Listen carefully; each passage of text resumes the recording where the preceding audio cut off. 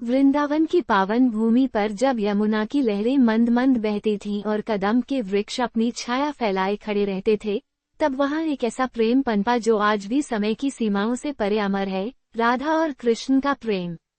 ये प्रेम किसी बंधन में बंधा नहीं था, न ही किसी स्वार्थ की डोर से जुड़ा था। यह आत्मा से आत्मा का मिलन था, जो शब्दों से परे अनुभूति बनकर बहता था। राधा बरसाने की सरल, कोमल और संवेदनशील हृदय वाली गोपी थी। उनके नेत्रों में करुणा थी और मन में समर्पण। कृष्ण नंदलाल मुरलीधर, जिनकी बांसुरी की तान मात्र से प्रकृति भी ठहर जाती थी। जब कृष्ण बंसी बजाते तो राधा का हृदय स्वतः ही उस सुर में लयबद्ध हो जाता। यह कोई सामान्य आकर्षण नहीं था, बल्कि एक ऐसा प्रेम था जिसमें मैं और तुम का भेद मिट जाता है। कहा जाता है कि एक संध्या, जब वृंदावन में रास की तैयारी थी, तब राधा मन ही मन सोचने लगी, क्या मेरा प्रेम कृष्ण तक वैसा ही पहुंचता है जैसा मैं अनुभव करती हूँ। उसी क्षण कृष्ण मुस्कुराते हुए उनके पास आए और बोले, राधे, प्रेम को प्रमाण की आवश्यकता नहीं होती। जहाँ समर्पण है वहीं प्रेम है। ये सुनकर राधा की आंखों में आंसू आ गए, आनंद के, कृतज्ञता के। राधा कृष्ण का प्रेम समाज की परिभाषाओं से अलग था। वे साथ रहकर भी अलग थे और अलग होकर भी साथ। कृष्ण का जीवन लोक कल्याण के लिए था, धर्म की स्थापना के लिए, जबकि राधा का प्रेम त्याग की पराकाष्ठा था। राधा ने कभी अधिकार नहीं मांगा, केवल स्वीकार किया।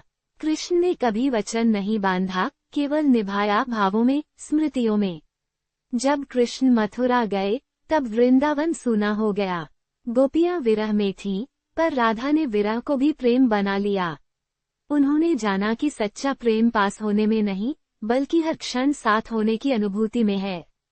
राधा के लिए कृष्ण हर कण में थे, यमुना की लहरों में, बंसी की तान में और अपने हृदय की धड़कन में।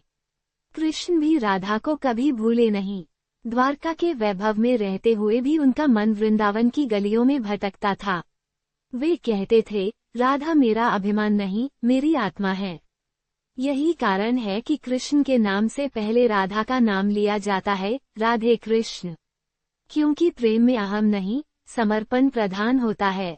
ये कथा हमें सिखाती है कि प्रेम अधिकार नहीं, विश्वास है, मिलन नहीं, अनुभूति है, और साथ रहना नहीं, एक दूसरे में खो जाना है। राधा कृष्ण का प्रेम आज भी हमें ये संदेश देता है कि जब प्रेम निस्वार्थ हो तो वो ईश्वर बन जाता है, और जब ईश्वर प्रेम में हो तो वह हर हृदय में बस जाता है। वृंदावन की पावन भूमि पर जब यमुना की लहरें मंद मंद बहती थीं और कदम के वृक्ष अपनी छाया फैलाए खड़े रहते थे, तब वहाँ एक ऐसा प्रेम पनपा